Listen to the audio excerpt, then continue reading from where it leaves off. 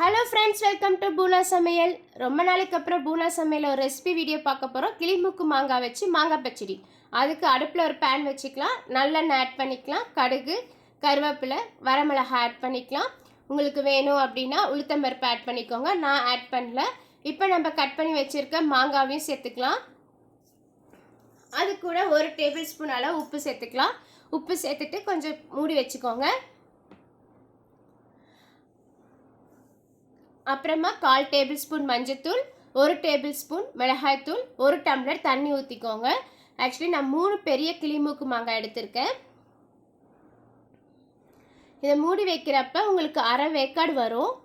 அரை வேக்காடு அந்த மாங்காய் வந்ததுக்கு அப்புறமா 1 கப் அளவுக்கு பொடிச்ச வெல்லத்தை சேர்த்திக்கோங்க. வெல்லம் நல்லா மிக்ஸ் ஆகி வெந்ததுக்கப்புறம் பார்த்தீங்கன்னா பாகு மாதிரி கொதிக்கும். இந்த மாதிரி கொதிச்சதுக்கப்புறம் நல்லா ட்ரை ஆக விடணும்.